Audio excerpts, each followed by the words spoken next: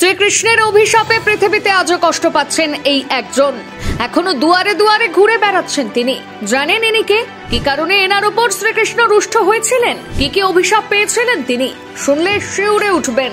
ভগবান শ্রীকৃষ্ণ হলেন সনাতন হিন্দু ধর্মের পরম পুরুষোত্তম ভগবান। হিন্দু ধর্ম অনুযায়ী তিনি বিষ্ণুর অষ্টম অবতার।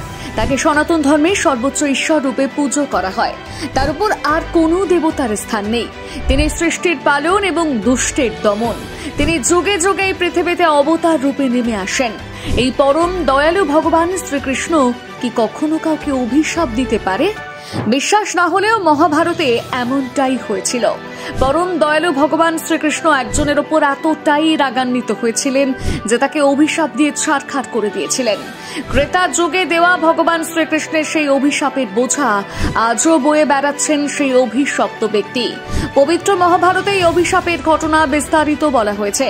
আসুন আজ আমরা জেনে নেব ভগবান শ্রীকৃষ্ণ কাকে অভিশাপ দিয়েছিলেন এবং সেই অভিশাপ নিয়ে আজও তিনি কিভাবে দিন যাপন করছেন সেই সম্পর্কে।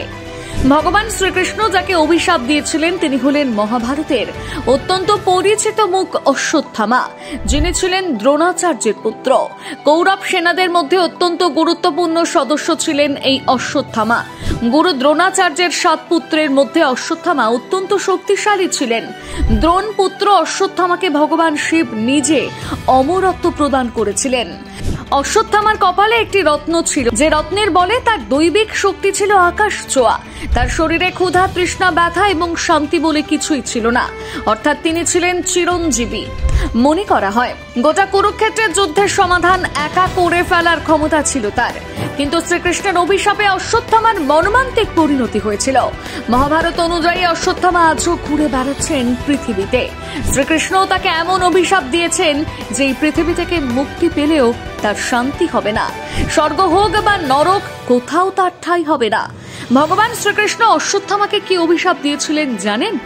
মহাভারতের যুদ্ধে কোনোভাবেই দমানো যাচ্ছিল না গুরু দ্রোণাচার্যকে, আর তাই পঞ্চ পাণ্ডব পরামর্শের জন্য ভগবান শ্রীকৃষ্ণের কাছে যান। তখন শ্রীকৃষ্ণ পঞ্চ পাণ্ডবদের বলেন গুরু দ্রোণাচার্যের কানে তার পুত্র অশ্বত্থামার মিথ্যে মৃত্যু সংবাদ পৌঁছে দিতে।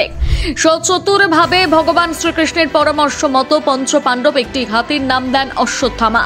এরপর পঞ্চ পাণ্ডবের ভাই ভীম সেই হাতিটির প্রাণ নাশ করেন।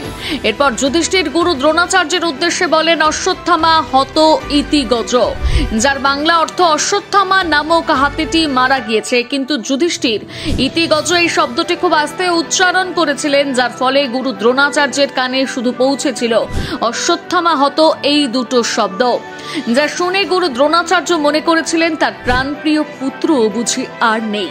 পুত্র শোকে তখন তিনি মাটিতে লুটিয়ে পড়েন।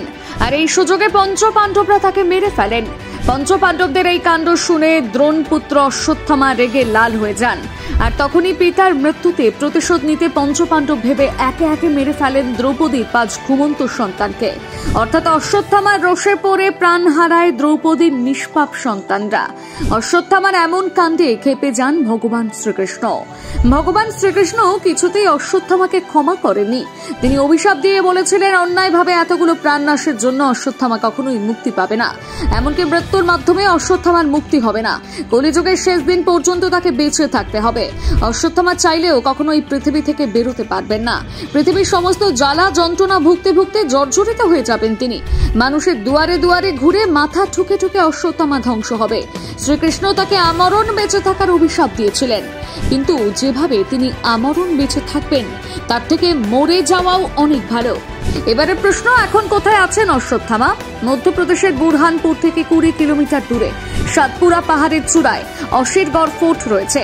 মনে করা হয় এই ফোর্টেই নাকি আজও বসবাস করেন অশ্বত্থামা।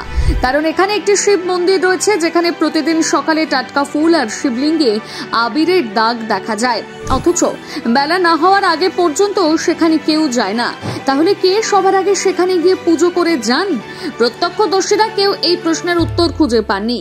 সেখানকার স্থানীয়রা বিশ্বাস করেন হাজার হাজার বছর ধরে স্বয়ং অশ্বত্থামা ওই মন্দিরটিতে শিব পুজো করে নিজের পাপ মোচনের চেষ্টা করে যাচ্ছেন।